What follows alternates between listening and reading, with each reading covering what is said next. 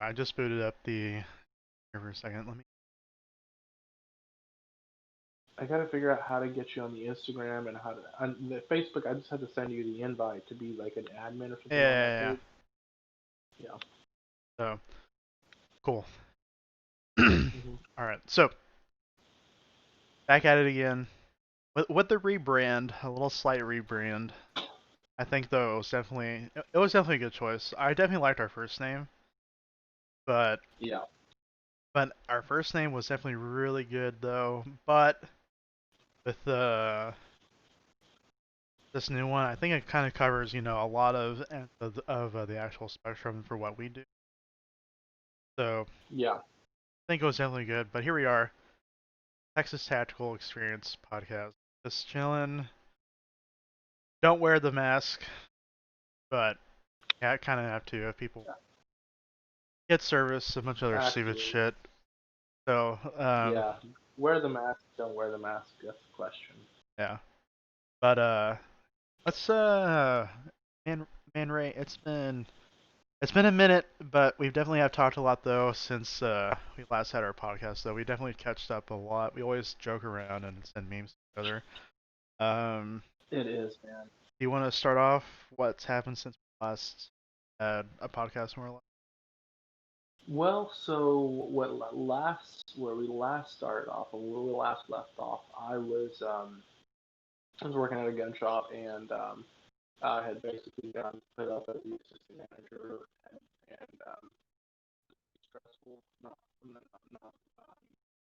it was really fun time had there. And then I was like, I was happy they were going to come around February of 2020. Well, around January, I had started talking to my wife about what I want to do in terms of like, teaching, and I really wanted to start focusing on doing some the training to become a certified teacher, and I finished up at U of H, and I was like, okay, well, I think I'm going to put grad school on hold for a bit, and I'm going to really focus on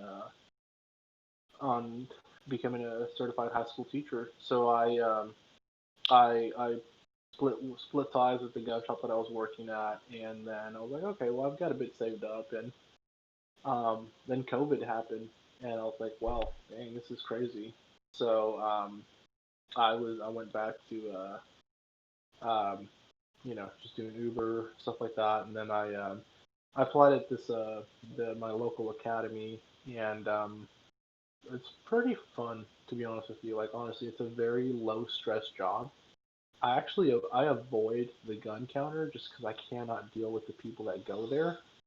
Um, and I do fishing because I'm pretty novice when it comes to fishing, so I'm actually learning quite a bit for people about saltwater fishing and freshwater fishing. But other than that, life's good, man. My wife and I are in the process of um, buying our first home. We're doing a 60-day close. The house we're looking at is currently being built. And I guess the old saying goes, you can't make a hoe into a housewife. Well, I mean, I'm here to prove you wrong. You can make me into a housewife, and I will be a housewife. I'm leaving my hoeing days behind me, man. I'm working. My man. Yeah, my man, dude. It's what it is. I'm going to the suburbs, dude. And I will So, definitely be going to that housewarming party. Sure. oof, dude, I made And some ribs today. and the gift I'll bring, it's just gonna be one sided straight up. I'll probably just bring like a bottle of like bullet bourbon or like some Proper Hennessy for 12. you. Proper 12. Ah, proper 12, dude. Or proper 12 or Jameson. We can definitely do some proper 12 for sure. And Yeah.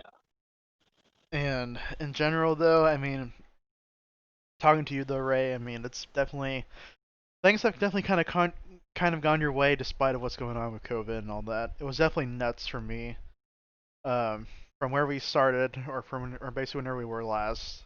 Yeah. It was more so I was still working at the same gun store slash range. I was still on range side. I was an RSO for him, Mhm. Just kind of rode that wave for a little bit. Some of the instructors left to get better jobs. One of my good coworkers over there who was an instructor, he got a job opportunity to be a crane operator at the Port of Houston. So That's big money, man. he's making 3 times as what he made over at Oh, I where I'm guarantee it. working. I So guarantee it.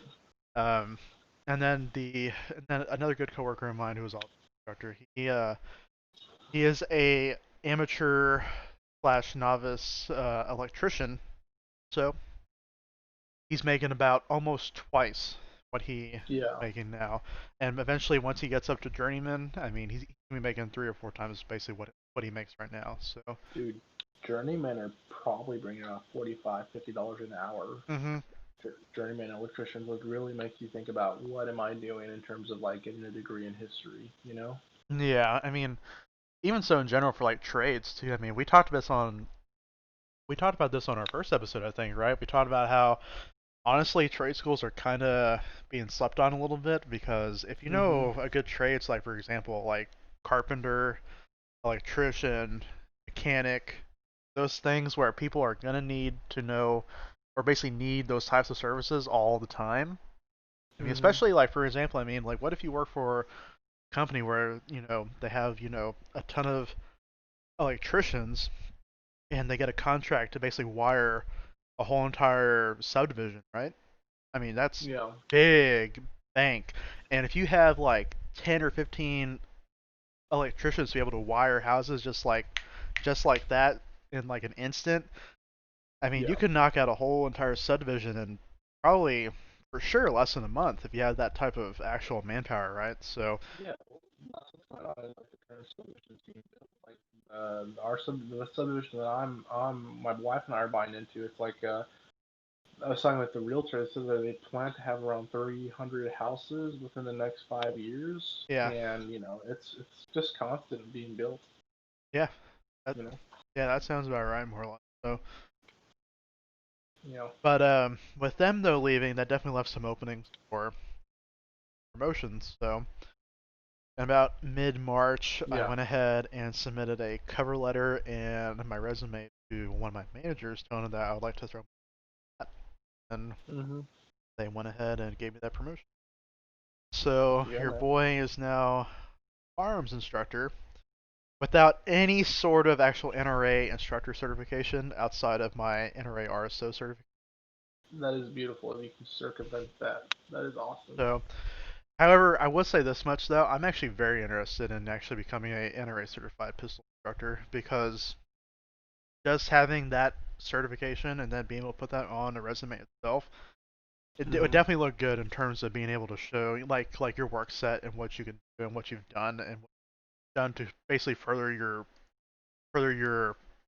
careers in term well not so much careers but Mhm. basically just kind of like actually go out and actually have a motivation and basically show that motivation that you actually want to do it. That'll definitely sway to other employers if you actually interview well. So Yeah, I mean, just having an NRA pistol certification.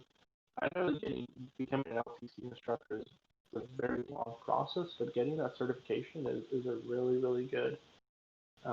It's a really really good thing to have, and like I said, like you said, getting having that on your resume, it's really good. But I yeah, mean, it's props to you because like I being on that side of like the range safety and then instructors, it's kind of hard to do without having a classroom environment. Are you doing like classroom settings? Because I remember at that place they would have like a $25 classroom instruction, or are they still doing something like that? yeah. That's just the safety class. Basically, it's just bare bones. Just show you how to hold the firearm, how to load the magazine, how to load and clear the firearm. It's just basically a bare bones class like that. Um, Mhm. but we still have that safety class going on. But we're still doing classroom instruction right now despite COVID. The only thing though that Mhm. we have to do is we have to go into the larger classrooms that are basically reserved for like license to carry or for like group classes. We have to go Right. into those classes and kind of put chairs together to kind of make it 6 feet, social distancing Gotcha. kind of Gotcha. thing going Gotcha. on. But Yeah. I mean, we're still doing all those classes. Honestly, our most popular class is just a basic handgun class where we teach people basically everything that the safety class has in terms of going over how to load and clear and how to stand and grip the firearm and how to basically line up your sights, this and that. But it's a little bit more in depth. We talk about trigger press. We talk about some of the parts of the firearm and talk And about what are you teaching? Like, or, I mean, I assume you're teaching everything except for like license to carry. Is that correct? yeah. So I'm not licensed by the state of Texas, licensed to carry. However, one of my coworkers is actually going to that LTC instructor course in next week, I believe. So um, basically, though, what that entails in the state, for you to be a actual licensed instructor in the state, you need to score a 90% or above for the actual shooting portion. But you have to do it with Yeah. both a semi-automatic pistol and a revolver. So Oh. you have to follow that actual course of fire, the same thing as you would for a pistol and for a actual revolver. Mm-hmm. So the only issue when it comes to revolvers, so as you, well, you actually don't know because you actually don't have your license to carry. So for the license to carry in the state of Texas, basically to start off with, it's pretty simple, right? Basically, it's like you have 2 seconds to take your first shot to kind of like start off, right? So Mm-hmm. basically, for a semi-automatic, I mean, honestly, the course of fire for a actual semi-automatic pistol, it's so easy. If you fail it, like you must have like tremors in your hands or like some sort of like condition that makes you just shake the gun because Oh, it's believe me, people do so feel that. it's so easy. Okay, Yeah. even if you had a double action, single action handgun, you can fire your first round in double action and still be able to get off the rest of your shots in single action. Okay, it's Mm-hmm. that easy. But for a revolver, it might be a little bit different because for a revolver, even though technically a lot of revolvers are both double singles, if you tried to fire all your shots in single action, you're wasting a lot of that time pulling that hammer back. So typically, what I heard is that usually people or basically potential instructors that run through the actual LTC instructor course in Texas, their first shot will be in single action, but the rest of their shots will be in double action. So you could still, it's still possible to score a 90 or above, but because of the fact that they're having to basically kind of rush their shots for a revolver, it's usually pretty suspect there. So you have to have a good amount of experience shooting both platforms because basically you can't carry both a semi-automatic or a revolver if you do have a license to carry in the state, right?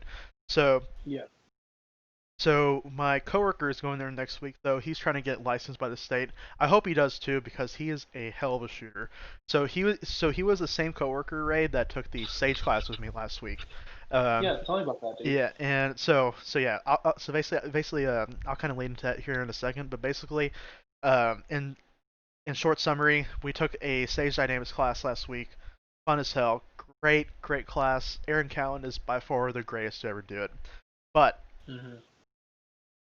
going back though to him doing the actual, so basically at the actual end of that course though with Sage Dynamics, at the end of the actual course, we shot his course standards. So basically, what his course standards entails is you have a 50 round course of fire, and you have to do a lot of things. So early on, it basically starts at 3, 5, 7 yards, 10 yards, 15 yards, and then 25 yards. Um, Right. Basically, what you have to do early on is a lot of drawing from the holster, shooting one-handed at the head, drawing from the holster, shooting 2 shots at the head with 2 hands, and then doing a lot of one-handed shooting as well as two-handed shooting as well as drawing from the holster, and it's all timed. So he does have Right. an actual part time that goes with all of his basically all of his serials.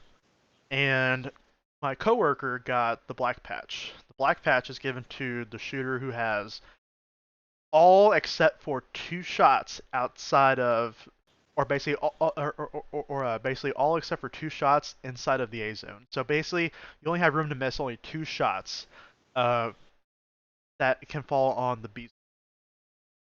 He had all Right. 50 of his shots inside of the A zone, and he had the Yeah. best group amongst everyone. So he got the black patch. I had four Cool. shots in the B zone, but I still got a patch. So basically, I think everyone at that class got a patch. Basically, though, you get a red patch if you exceed the course standards, which is what I got. But my coworker, because he more than exceeded the actual course standards, and he actually met the requirements to get a black patch, he got a black patch. So Why so the black patch, dude? Dude, it's actually a nice patch. Like honestly, so like I love my red patch. Don't get me wrong. I have it on my Vertex bag right now, but Yeah, his bag with that black patch is like spicy. It is yeah. hot. So, but I mean, overall yeah. though, like going back to though him about doing the actual LTC though, I've never seen him shoot a revolver though. He shoots handguns like honestly, whenever he shoots anything like a Glock 19, Glock 17, Glock 34, he is insane. Like he definitely has all that work put in. He definitely knows what he's doing. He's put in that time, and that's what basically the result kind of got him for that class. Um, but I've never seen him though shoot a revolver, and I want to know if he actually would pass that shooting qual with a revolver. Um, Well, revolvers are just so different, man. I mean, yeah. like that was the standard for centuries, like Hmm. since 1836. But I mean, like they're outdated for a reason, and like I feel like the only place that a revolver has a purpose is as a backup gun. Yeah, You I know, agree. don't get Like, me wrong. I love 357s. I love 44 magnums, but they're just not accurate. They're not reliable except for up close and personal. yeah, I agree. Um, unless if you have like 6-inch barrel revolvers, like for example the 686 or the Yeah. 629 and 44 from Smith and Wesson.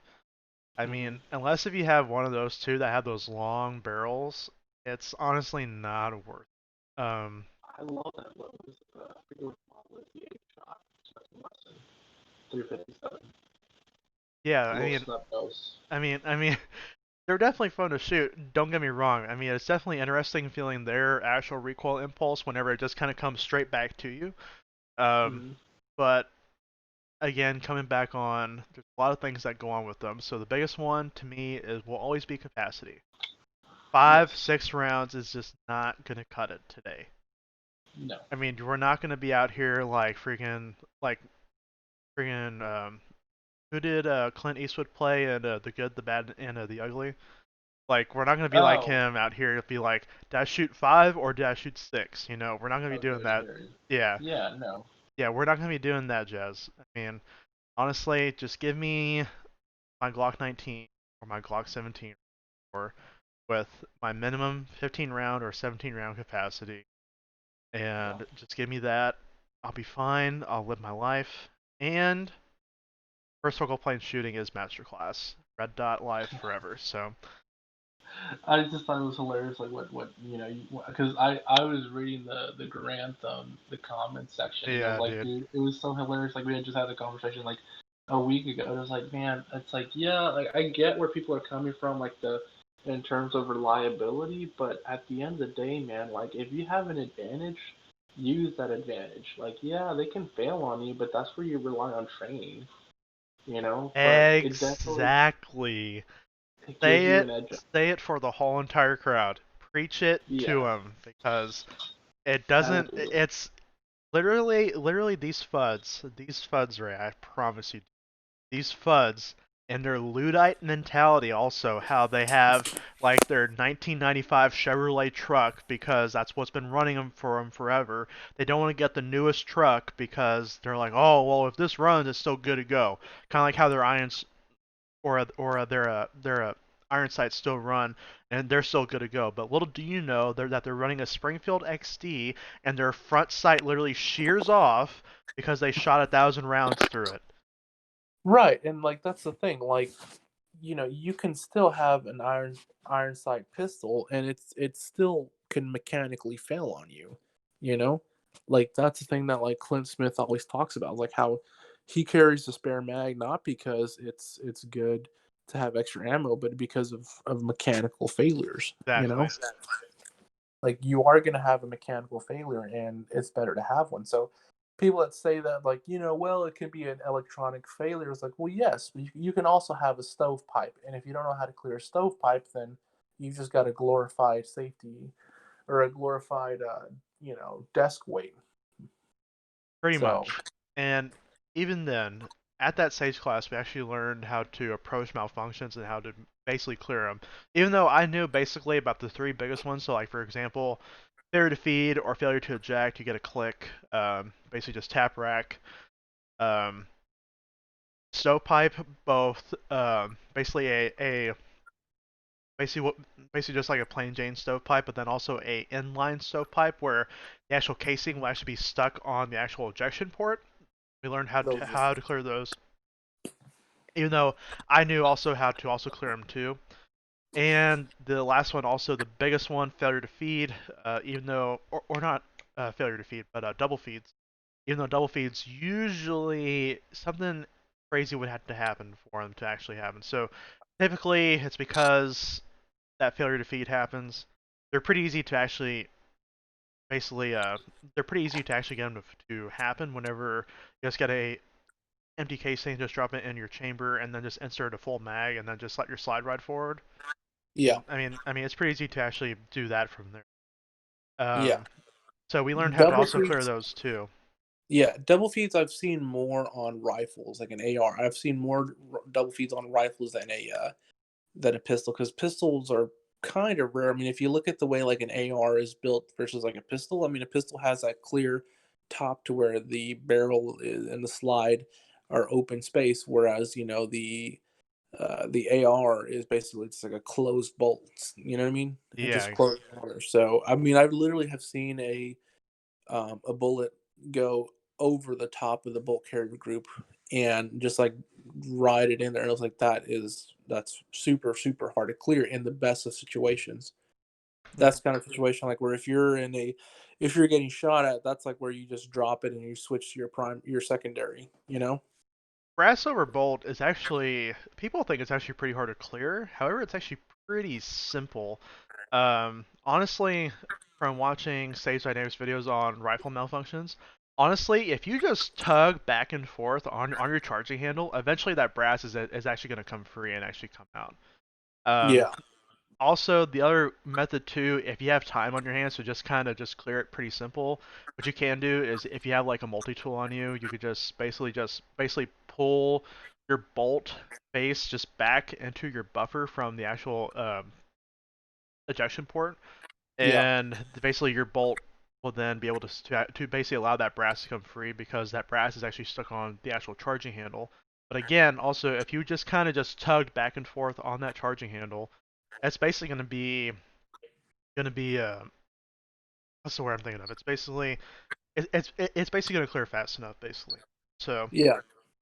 but in general though, I mean overall, whenever it comes to red dots on handgun, just get with the program, try it out. Don't don't actually Very follow your popular. actual conservative mindset and not be open to change that way because literally you argue the same concept every time that, well, if the First Amendment and the Second Amendment were applied the same way that you wanted it applied to, then we would still be having printing presses and newspapers, right? Kind of like how we would still have muskets, right?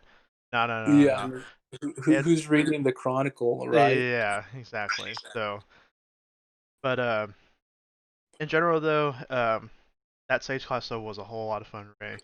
Um, Yeah. Whenever you ever get a Gen 419, if they'll ever make them again, definitely get your KKM barrel on it with your comp and get that slide milled by a company, dude. Send it out to, I gave you a few company names to send it out to. Or Yes. Yeah. There was this. perhaps even get like a MOS Gen 4 slide and just get a plate Yeah. from CNH Precision. Because CNH Yeah. Precision That's. makes those baller plates and they have those steel plates too. They also have polymer plates too, which apparently polymer is pretty good for actually using as a plate. I was hearing that the Triticon plates, well, that the Glock plates are just trash. They're very low. They're pretty bad at conducting the battery life. But Yeah, the biggest issue with them is that they're cast metal. So hmm they usually come in that MOS package bent. So really, if not bent, they might be also cracked as well. And because of that, whenever you shoot about like 500 rounds through it, that screw will actually begin to strip out through it, and it'll basically just kind of break off and just kind of send your optic flying backwards. yeah. I ran into a cop. Was like yesterday. He was carrying a Sig 320, or the basically the M18, which is the newest one. Yeah, the M18. He's like, yeah, I got the Sig Romeo. And I was like, dude, your first mistake was buying a Sig Romeo. and he was saying that like the problem that he had was that he was he was trying to adjust it, and the threads came off of the Sig. Like the threads were just stripped, and I was like, dude, that's what you get. And honestly, like I was kind of like I walked away, like he walked away, and I'm like, what a freaking nerd. He still had that the little bands that they come with, like from like U.S. Army new pistol. He still had it on his freaking pistol. Oh, dude, take that off. I mean, unless he was in the army, but it's kind of nerdy, man. Take it But off. anyway, so transition, man. What are we talking about? The Yeah. riots? Let's no. Let's talk about talk a little bit about COVID. Let's talk about that friggin' crazy shit, dude. Dude, so So, I've been at home for like 5 months now, man. Like I could have learned Arabic, I could have learned Mandarin, or bested my mile, shaved down my mile to like like a 4 minute mile. But I've just been like at home, and like surprisingly, my wife and I have not killed each other. But dude, it's all good. Especially with so for me personally, so you resigned in February from the good old boys out yeah, in Houston, but I have still been working. I'm still fortunate enough to still have a job. I knew so not a whole lot of my friends were employed already. Only one of my friends still had well, basically one of my other friends was basically employed. He worked part-time at HEB, yeah, and good for him because he literally made $2 and change on his paycheck extra per hour yeah, just by a pandemic happening. He was making like yeah, 12.50 an hour, and he was making like 14.75. And yeah, I'm making 15 an hour now doing firearms instruction. So yeah, him and I are basically making the same kind of bread here, but the only issue with him though is that once COVID happened, he actually had to go home. He lives close to the Tomball area, and he was going to college at A&M, and he was a roommate with my other good friend. So right. his job was at an HEB in College Station, and Oof. and he would still make the drive to go up there whenever he was scheduled, but he wasn't working as often though because of that. So he would work like 4 hour shifts. But those 4 hour shifts though, I mean, it got him $50 after tax being taken out. So I mean, it's not that bad for him right there. So, um, Yeah, but but for me though, I mean, I still worked all throughout. The place I worked at, we did cut our store hours, so instead of being open from 10 to 8, we're actually open from 10 to 6 for all 7 days. So yeah, we did have our hours cut though because of that. However, it felt really nice coming home early, dude. Honestly, if we had a similar schedule to where we closed at 7 instead of 8, we would have so much more energy coming back to work the next day, especially whenever you work 4 straight and working 10-hour shifts. Definitely yeah. not ideal at all in the slightest. No. But during the actual COVID though, dude, we were dead as shit. Like we may have had during the week less than 50 people walk through the door.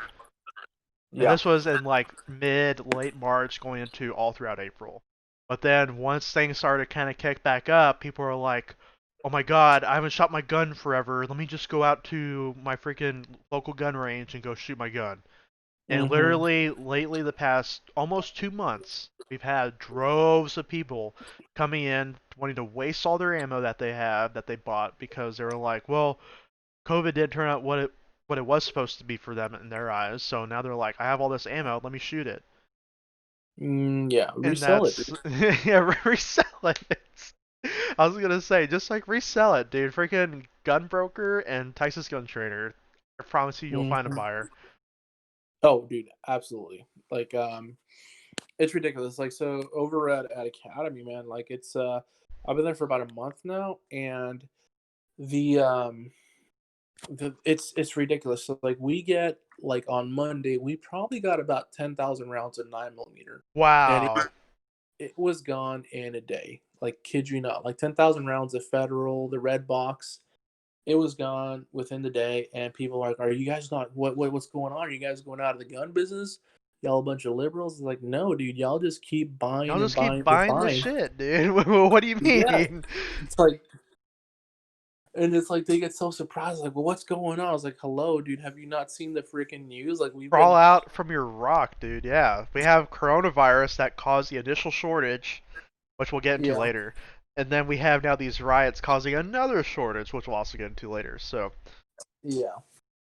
So no, I mean, honestly, COVID, when it originally hit, my wife and I were like, what are we going to do? Um, we were like, should like we just bug out? Should we like go to our ranch or something? Like, should we? What do we got to do? And it's like, no, we're good. We'll just wait it out. And it honestly just started off as like, oh well, look, we have a week off, and then 2 weeks off, and then 2 weeks became a month, and now it's like on month 4. And I'm just waiting for Daddy Don to approve the second stimulus check because I will freaking finish my AR build. dude, I hope I get a stimulus. Dude, I didn't get a stimulus at all.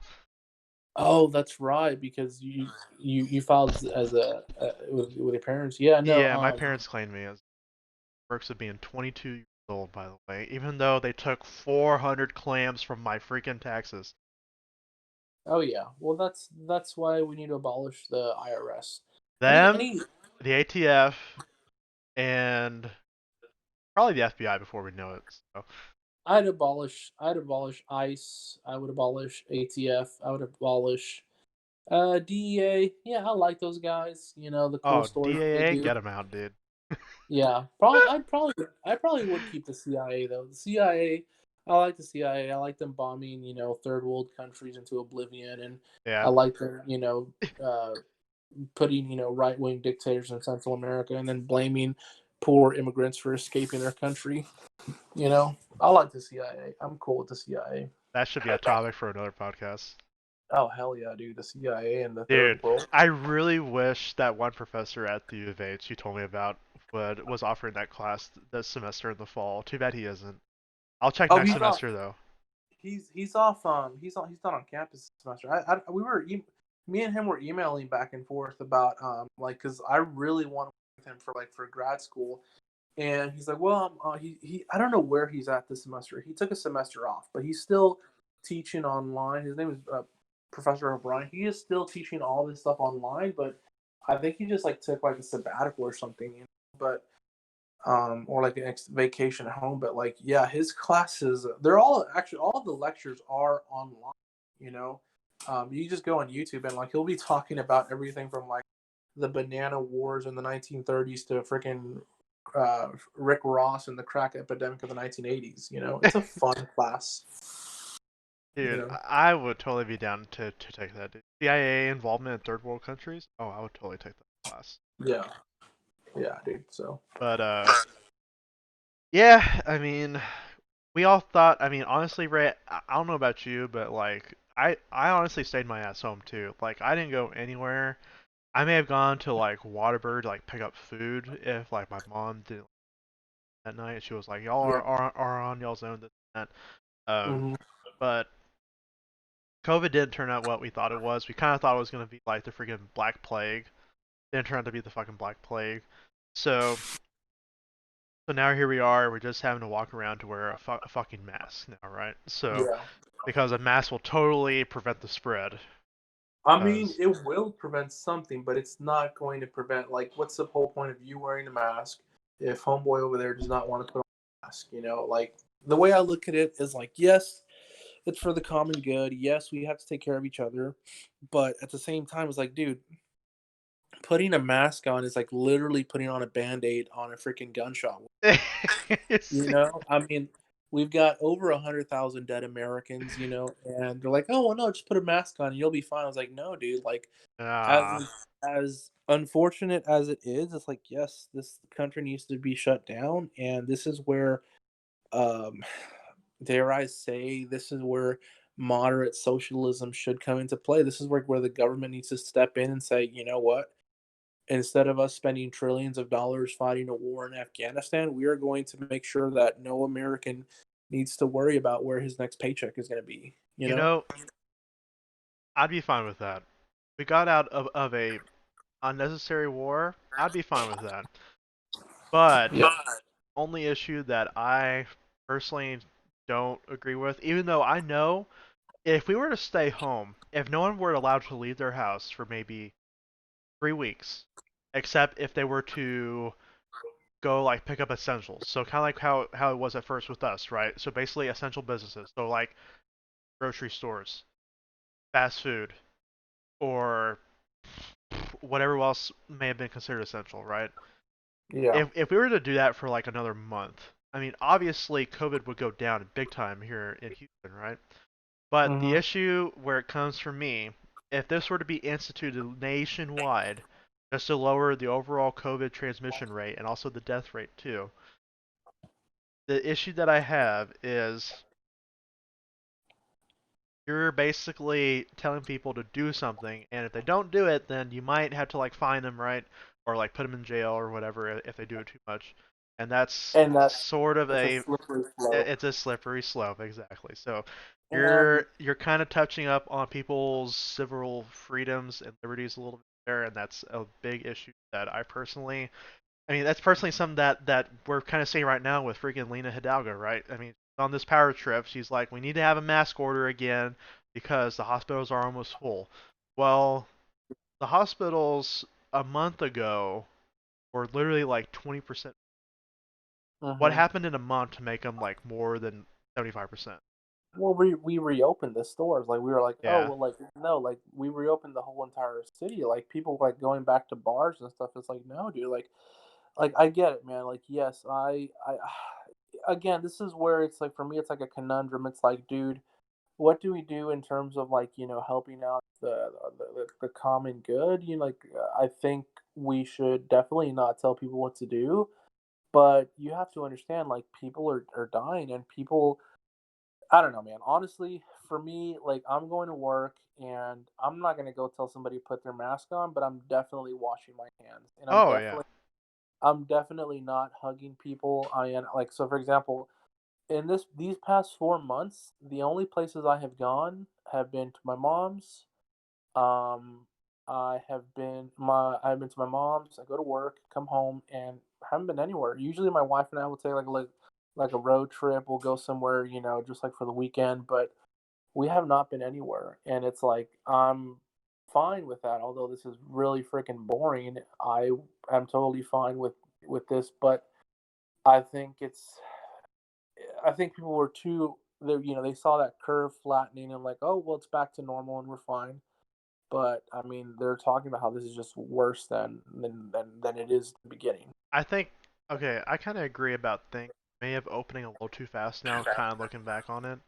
I think if they would have kind of slowly doled out, certain places that could open up, all right? So basically, like for I think if restaurants had a certain floor plan that basically exceeded X amount of square feet, then you could open that restaurant, right? Because basically, if a restaurant is big enough inside to where you could actually have proper social distancing and still basically implement X, Y, and Z in terms of like not so much like masks, but like it's basically telling people like if you want to eat here, you have to kind of get some hand sanitizer on your hand, right? I mean, I'm fine Yeah. with that. I mean, we have hand sanitizer all over the place at work, and Yeah. literally it's in the break room, it's at the front desk, it's at every check-in place for our range, it's at our retail side, it's in the little back area that we have at our point of sale station, it's at our RSO station as well, it's in all of the managers' offices, dude, it's everywhere. I mean, and the fact that hand sanitizer literally is just like one pump, just get on your hands and arms, and you're basically good to go. I mean, that's fine, right? But Hmm.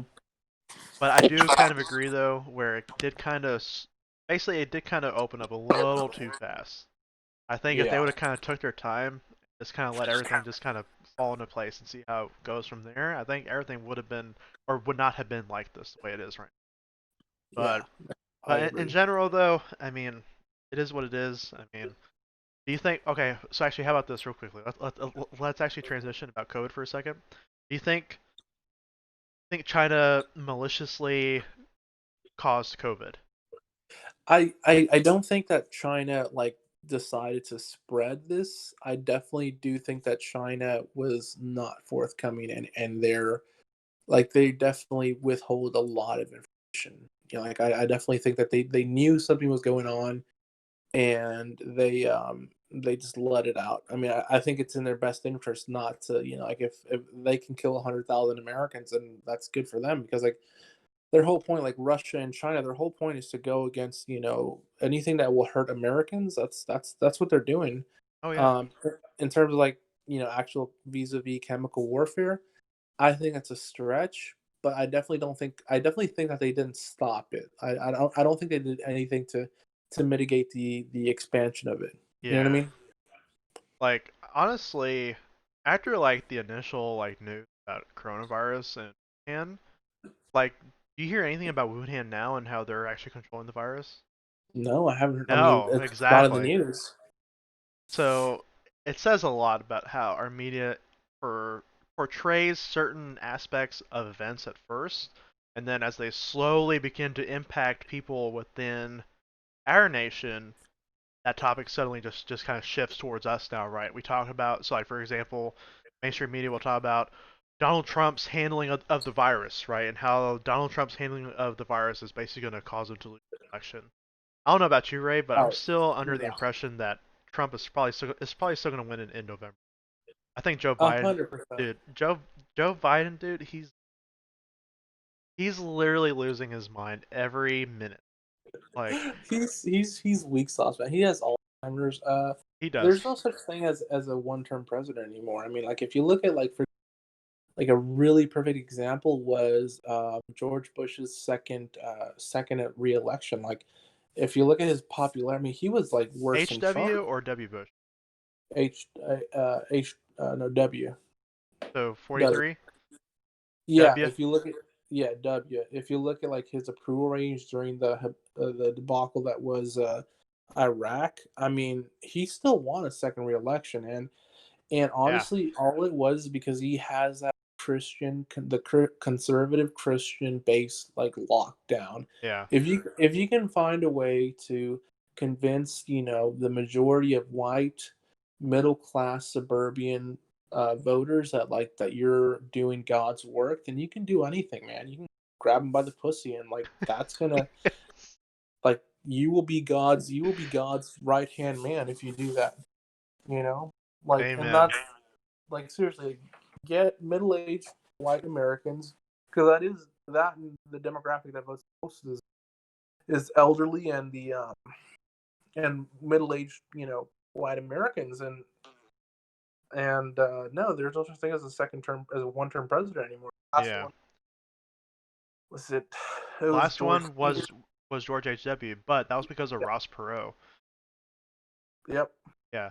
So unless if you have a influence of a third party, actually, you know what? We should talk about this on the next one too. We can talk about the Big Mama, Joe Jorgensen of the actual Libertarian Party, running for Oh, president. dude, people are like, no, she's just like, she wants to talk about abolishing ICE and the ATF. Dude, she's all over the place, and you Hey, know, hey, if she gets rid of the NFA, and she has openly said too that she's willing to get rid of the NFA, you already have my ear. Like yeah, straight up, you have my ear. You know me, Ray. I'm a one-issue voter. I am strictly gun rights. If you yeah, so, unfortunately, what we've seen from a very false narrative from the current president, we've seen a very false narrative about him saying that he will protect our gun rights, right? But what has he done? past Zero. the taking, Zilch. Nada. yeah. He has literally done the exact opposite. We saw Oh, we saw the slippery slope that happened with bump stocks. We saw yep. the failing of the passing of the Hearing Protection Act because of a massive shooting in Las Vegas in 20. All because And then, all because people are misinformed on that bill and what it entails and what actual sound suppressors actually do. We saw the yeah, exact opposite with him in these 4 years. yeah. So But I mean, you still, again, you still got all these people that are bootlicking Daddy Don because he. I was listening to him today, and it's like it's so obscene that people are buying this. It's like he was talking about like, oh, we can't remove Confederate statues because these people fought for America. I was like, dude, you literally realize that what you just said is that they fought for America? No, they did not. They fought for the no, Confederacy. yeah, they fought And for a different part of America. Yeah, and the thing about it is that people are just so misinformed that they vote with their emotions, and that's a dangerous thing, you know? I Yeah. mean, like, anything that you do with your emotions, like, eh, it should be a crime, you know, to vote, you know, just solely based on the idea of like, "Well, I wanna have a beer with that man." I was like, "Well, no, you might." I mean, I don't it's so sad, it really is that the way we treat politicians, like we think that we think that they're one of our own. And you know, say what you will about Obama, I honestly have a lot of respect for the guy because, dude, he's a constitutional scholar. He has a law degree, and he was a professor at one of the most well respected law schools. He's kind of a chump, but dude, he knew his stuff in terms of like the law and in terms of the Constitution. May not agree with him on certain things, but I mean, dude, can we say as gun rights and gun and Second Amendment enthusiasts that we are better off under Obama than we were with Trump, or we are better off with Trump than under Obama? Honestly, You know? if Sandy Hook never happened, in an alternate universe, Sandy Hook never happened, Obama is probably the greatest thing ever for us. I mean, Yeah. straight up. Because think about it. He, I'm pretty sure he signed that bill that allowed um, basically citizens to openly carry on federal parks, right? Yep, Yeah. and also passed the ability to transport on Amtrak and some other things that he got through there. But I mean, yeah, he's not the greatest, but still, I mean, compared to like you know, I just can't stand these. I can't stand conservatives because they're so up in arms about one thing, but they don't give a shit about anything else but themselves. You know, like I can't stand the one that gets me the worst is Dan Crenshaw. I cannot stand him, dude. That one, he is a one-eyed pirate, dude. He's a tyrant. He, Honestly, I hope he has a tough time in November. Like from hearing about him wanting to pass, the TAPS Act, how that would benefit, guns going in the wrong hands, this and that. Like, dude, please take a second, realize what you just said. Think about what your actual party lines think about too in terms of the actual Second Amendment. But we all know that honestly, Crenshaw is just basically is basically a one-eyed rhino. So he really is, and I wouldn't even call him a rhino, man. Like he's just, he's like a glory hound, man. He's like, oh, you know, I'm a he's great, he's a textbook authoritarian, honestly. Like, yeah, dude. Like he signed on onto the passing along the, and it was such a it's a very fascinating thing. It was both one of the most bipartisan bills was, you know, they passed on the Patriot Act, yeah, and he's like, yeah, no, we're gonna keep on with the Patriot Act. I was like, dude, you realize authorizing the spying on Americans, yes, and you claim to be for our rights, and you claim to be, oh, I'm such an American patriot because I lost my eye in Iraq or Afghanistan, and I'm a Navy SEAL. It's like, dude, yeah, you're not, man. Like Dan Crenshaw, he makes people feel comfortable because he has such a cool story. And honestly, man, like I would I would seriously love to run against him because he is my congressman, yeah, and I would love to run as an independent against Dan Crenshaw. And I would tell people like, look, dude, give me one shot, give me one term in Congress to show you that I can do things differently than what this guy's doing. You dude. know, It's yeah, my congressional district in Texas is the seventh district. which is Uh, Lizzie Pan Fletcher, right? yeah, Lizzie Fletcher. So very interesting with her though. She actually might lose because it's kind of the same thing that kind of happened in your district. So the Mhm. Republican running against her, his name is Wesley Hunt. He's a West Point graduate. Oh, really? So yeah, and I've personally what I did, Ray, before Super Tuesday, before all this COVID shit happened. Yeah. I emailed basically a whole ton of Republican runners who were running, and I told them straight up in summary, I'm a one issue voter. I'm a huge supporter of Second Amendment. I want to know what you would do to expand on our rights and what you would do to basically guarantee that the Second Amendment knows no compromise, right? just like what I Yeah. say all the time. And I got replies from a few, Right. but the reply I got from his team was actually from one of his campaign staff members, Yeah. and they basically just kind of honestly the reply I got kind of seemed a little copy and paste.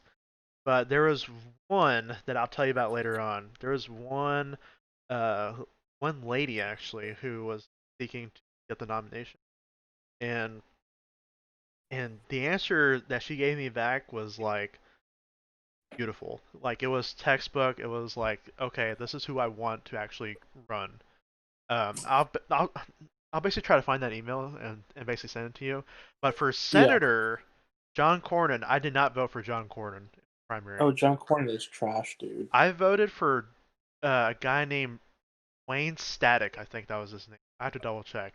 Yeah. This guy on his website, literally a libertarian dream, Ray. So he Hmm. literally was like the NFA, or well, not the fucking NFA, the NSA.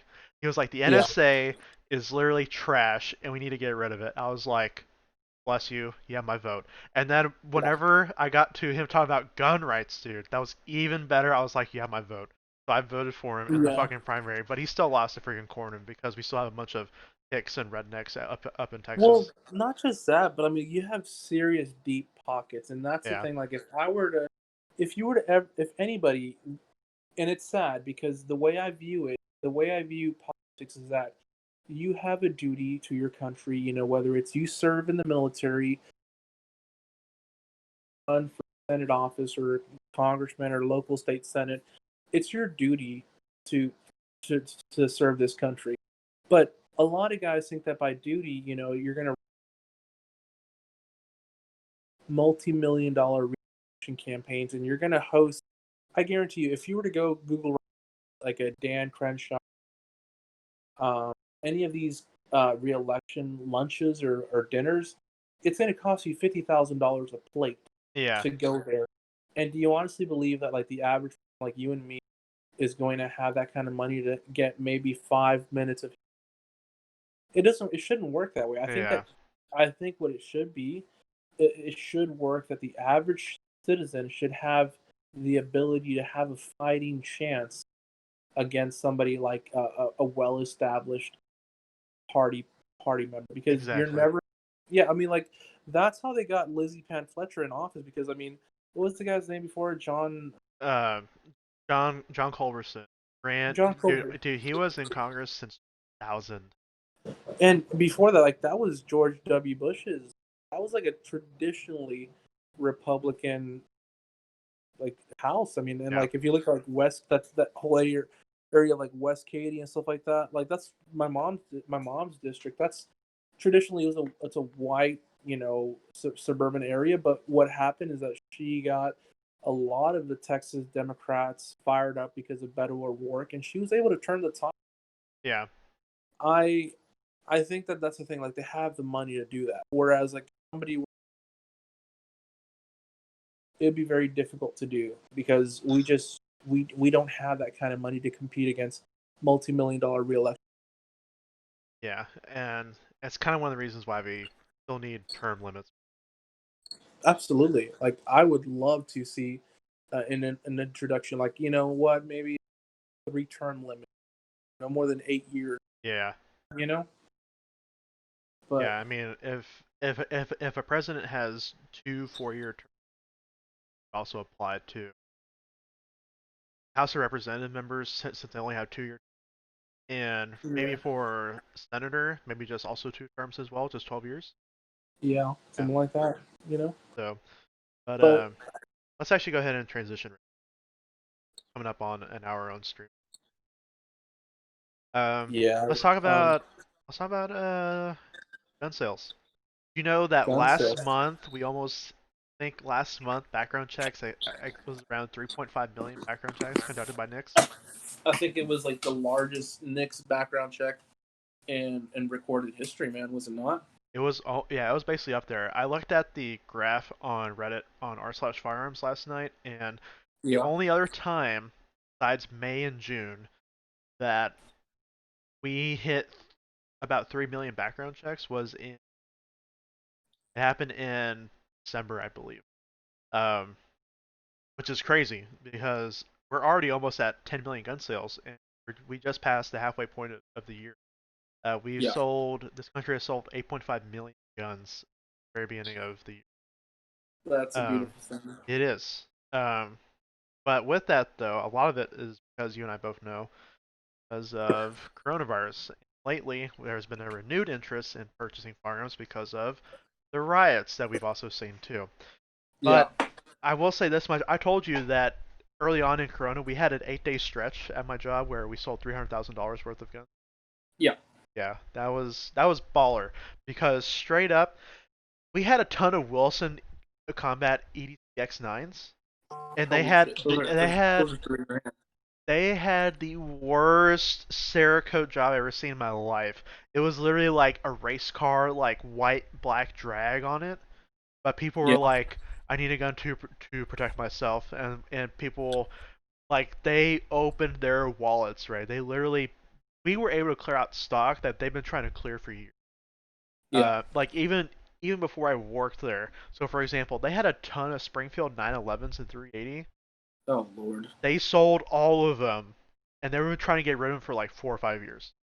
Yeah, those are ridiculously cheap guns. Yeah, I mean, and honestly, I mean, at the price that we basically sold them at before the COVID craze, dude.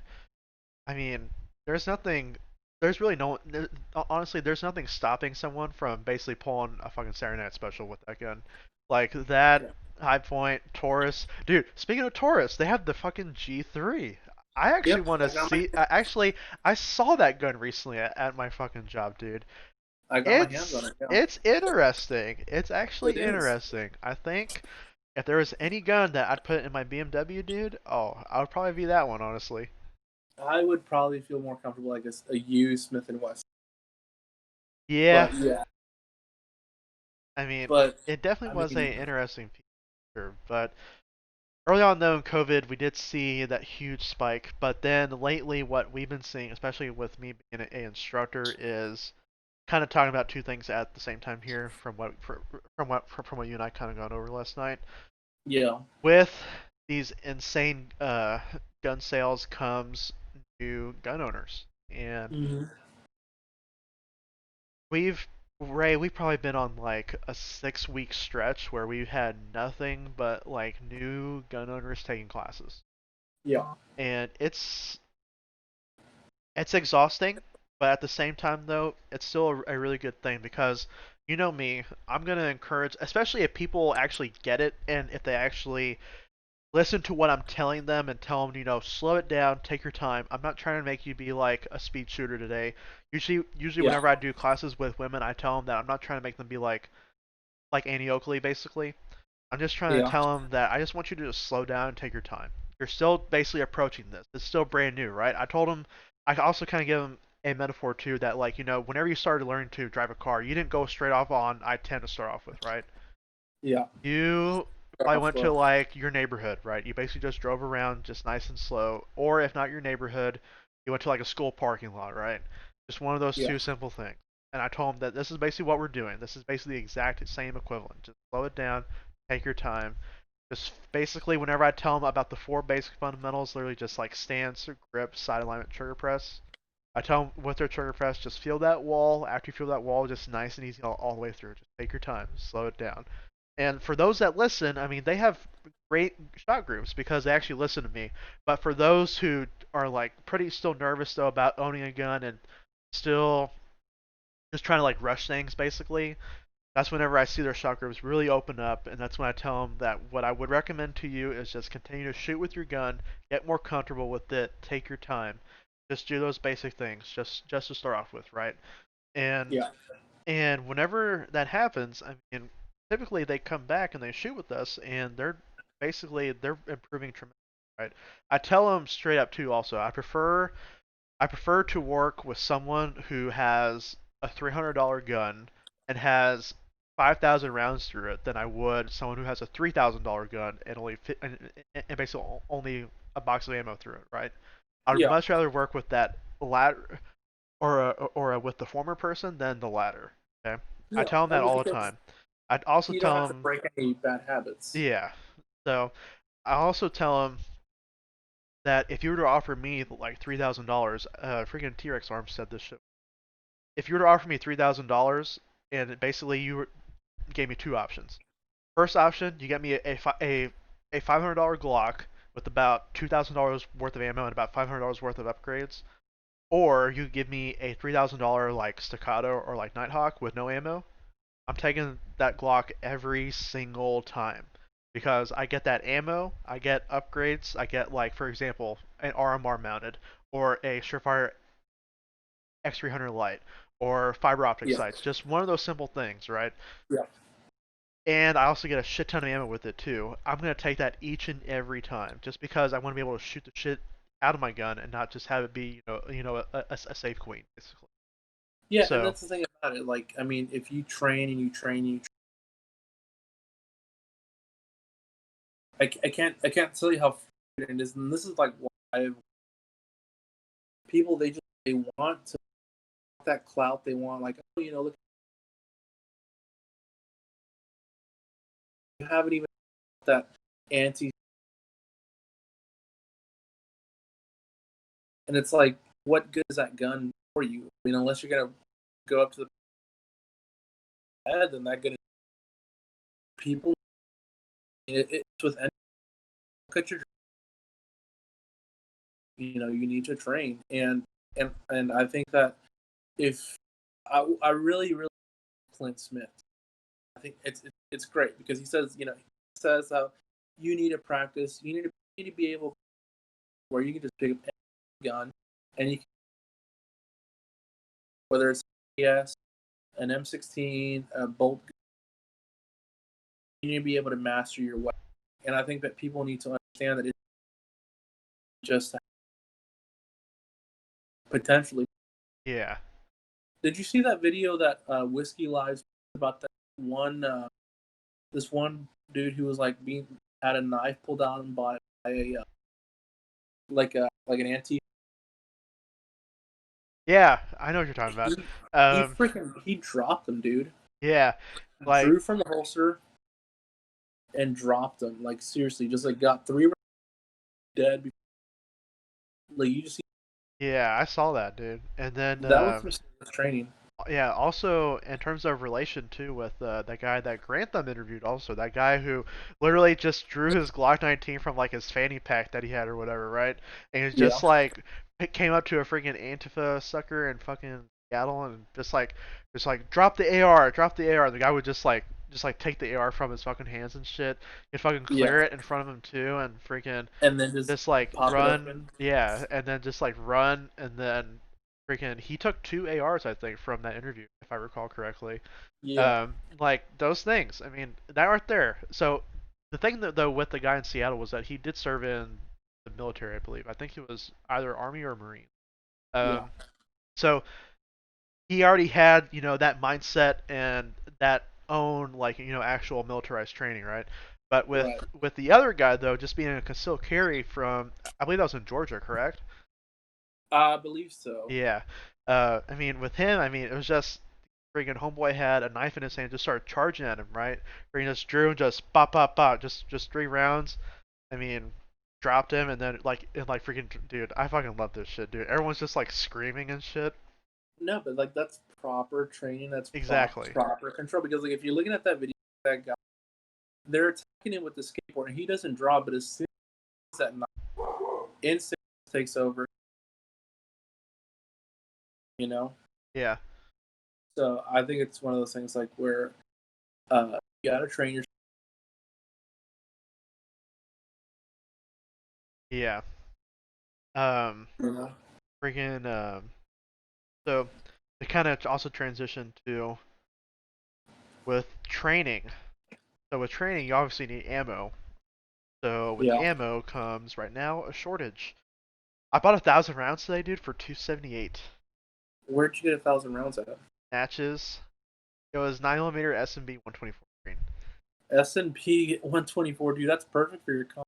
Dude, that's all I've been running through it, honestly. I mean, yeah, I can run certain 115s, so S&B 115 is actually hot enough to run. But Yeah. that and Fiocchi because Fiocchi's insane. But Yeah. I'm saving my Fiocchi, dude, because my Fiocchi's beautiful. But Yeah. basically, I picked up 1,000 rounds on Natchez today. Honestly, I got lucky as shit. I went to AmmoSeek in the middle of my day, right before my last class I had, Yeah. and I got lucky. They're like, "Here's a deal, Natchez, freaking 27 cents a round with shipping and taxes." I was like, "I'm sold. I'll buy it right now," Pretty good. and I did. I got 1,000 rounds for 278 today. Last week, I got 1,000 rounds from Ammo Empire for 299, and that put me at about 1,800 rounds of 124 grain 9. Now I have about 2,800 now with 1,000 rounds I bought today. But Yeah. overall, though, so let me tell you about how it's been for ammo for us. So the last week we got 185 cases of 9 shipment, Yeah.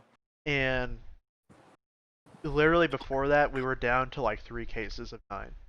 We were literally riding a very thin line with ammo ray. Basically, all we had. So the first thing that we did was we got rid of all the 115 first, and then after that we had about 20 cases of 124. We started putting that Right. out, but the biggest mistake we did was this. We kind of this happened before the George Floyd murder. Freaking, we decided to put out a few cases for sale. We were selling them at 250 before tax, and those cases literally were gone in about a day and a half. So the issue also, on top of selling all those cases whenever we thought everything was good to go, was we were selling 5 boxes per person per day. Right. So do you know if? Well, actually, I'm pretty sure you probably know this. Is Academy having to limit ammo purchases? Just on like 9, 40, 45, and 5.56. Okay. So So, is it like 2 boxes per person? no, it's like 3. But 3? That's not honestly, bad. like I tell people like it doesn't matter. Like get as much as you can when you can. Sure, it's like yeah, seriously. Yeah. I was able to get a couple hundred rounds of green tip. Nice. Yeah, I put them in my Lancer mags. I ordered some Lancer mags for my AR build, and I was gonna say, do you know your twist rate on your Saiga 5.56? I don't know, man. No, I don't. You need to find out about that. If your twist rate is anywhere between 1 in 8 and 1 in 10, I think you should be able to run those screens for it. Oh well, yeah. From what I was told is that like any of this like so the Sega 5.56 any of the 106 platforms they're imported as 223 Remington because you know they can't import anything 5.56. Yeah. So I mean I'm pretty sure I could run green tips. Yeah. If they're import as 223, I think they're probably 5.56. It's kind of like the same thing with like Wolf Gold. You know how like Wolf Gold is made in Taiwan, but because of import laws, they can't import 5.56, so they call it 223. But it's literally the Yeah. same pressure and also the same case dimension at the end where the neck is. It's also 5.56 basically. That's kind of like Yeah. basically more or less how that goes, all because of import laws, which is stupid. But in general though, the ammo shortage is bad. I couldn't tell you. You probably have more familiarity with this, Ray. How was it whenever Sandy Hook happened with ammo and all that shit? I know 22 long rifle, there was a actual legitimate shortage with that. Yeah, that was back in like 2000, 2012, 2013. yeah, during the Obama. So I remember Sandy Hook collectors firearms in one day. I'm sorry, in one day what? In one day, they sold $1 million of merchandise. Wow. And if you think about that, like $1 million is like $1,000 a gun. That's a thousand guns. Yeah. Where was I working at Sandy Hook? What year was that? 2012, 2013. Okay, so I hadn't gotten involved in sales yet. because I was still in South Texas. But Okay. I remember talking to guys that like for the collectors, it's almost the same thing, and it was literally like they were basically like, take a number, we'll get to you when you can. Guys would go up to the counter, say, hey, what do you have? Semi-automatic and black, and they're like, oh, we've got a Daniel Defense Mark 18, $3,000. Okay, give it to me. Yeah, I can see Um, that. I remember I was working at Collectors after the right after the Obama, right after the Trump took office, and there was a guy that came in. He was screwed over. Like he had a Smith and Wesson M&P, and he had put like a cheap Vortex scope on it, a bipod, and he came in with 8 mags and a case. And he's like, "Hey, my wife is like, she's like, she's so mad at me. I paid over $1,000. I need you to get it off of my hand." We ended up giving, which now that rifle he probably would have gotten what he paid for right now, especially the way things are. But there was a point when Trump took office, people were like, "Oh well," they were just very comfortable with it. So there was a shortage. I mean, there was a surplus of ARs, but right now, I mean, every is is out of anything semi-automatic. I was talking with some of the guys at a month at Academy. Some of the other guys haven't seen an AR stop by the store in about 4 months. Like none of them has. There have been no ARs on the shelf in 4 months at Academy. Wow.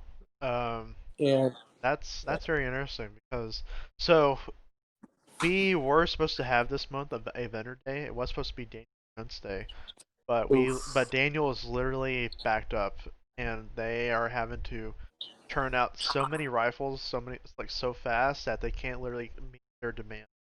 Um, so therefore we're actually having to postpone our Daniel Defense Day. But really?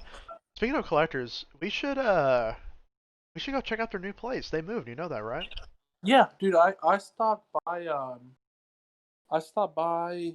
Oh, like about a month ago, Yeah. and the manager there, like me and him, still pretty good. Pretty well. I wouldn't say we're good friends, but me and the manager, like we worked together. Just familiar with each other. Yeah, we had a good work relationship, and I want to go buy a Microtech, a SOCOM, a Microtech SOCOM, Yeah. and I was like, "Hey man, can you show me this knife?" And he was like, "Yeah, yeah." We got to talking. He took me up to the register, and he basically gave it to me for employee price, which was saved me about $75 on that knife. So Must be nice. it was nice, man. I was like, I'm really happy. It's like now I'm liking,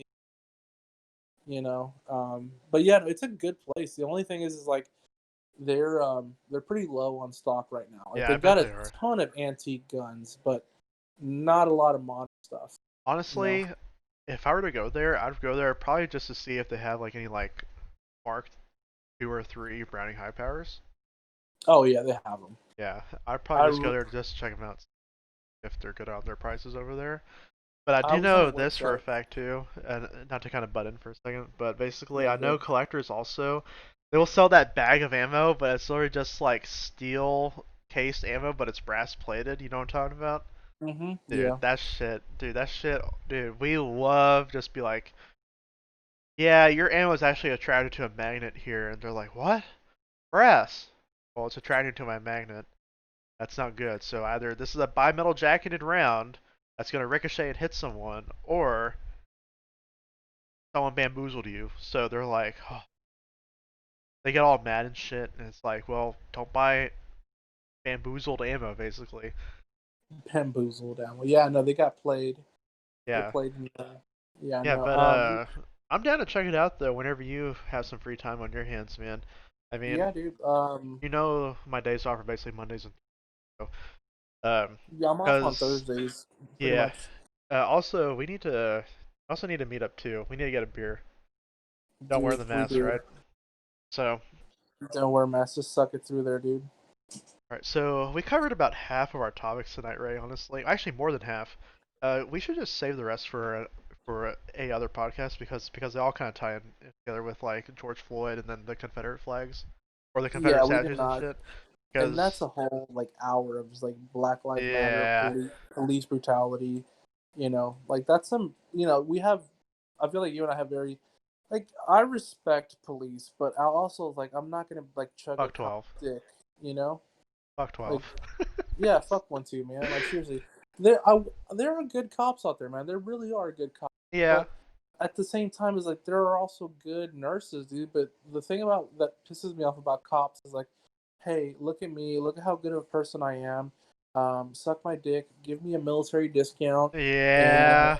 it's like, dude, They nobody have told you to that do that. exactly. They have that protected class vibe that they think that they're entitled to, and that's the shit that pisses me off. Yeah, and like, dude, you can clock out at any time.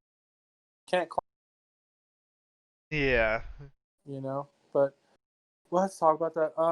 yeah, but I think we should close out right here. We're almost at 11 o'clock, so Yeah, because you gotta wake up early and shit. I we have do. I have work tomorrow, so in fact after this, what I'll probably do is I'll study for my final exam for my summer course that I'm taking right now. So, but Oof. let me just close out the podcast right here real quickly on the stream, and then we'll basically we'll just kind of chill for a second, just talk about when we can do this. Yeah, We'll just be good to go from here. But in general, though, dude, I mean, good to be back. New title, definitely got this down. Um, yeah. so just real quick closing thoughts about our topic tonight. I mean, if you did become a new firearm owner, step one, be educated with basically what you got. Learn how it operates, learn its functions. After that, seek out training, seek out professionals that actually can teach you all these parts on your firearm and also teach you to learn how to also shoot it as well. Step three, just continue to shoot the living piss out of it, dude. Basically shoot it until it breaks and you have to replace parts. That's literally 100%. that's literally what I'm doing right now with my three other Glocks. Soon to be fourth Glock actually. I forgot to bring this up. I did buy a Glock 45 online, Oof. Is it MOS or just standard? just plain Jane. I got it for Oof. 540, Good which deal, is man. yeah, honestly right now, really really really good deal. But actually, I'll tell you what, I'll plan to do that whenever I get that moolah to be able to do that. But in general though, let me go ahead and close out the stream. But Yeah.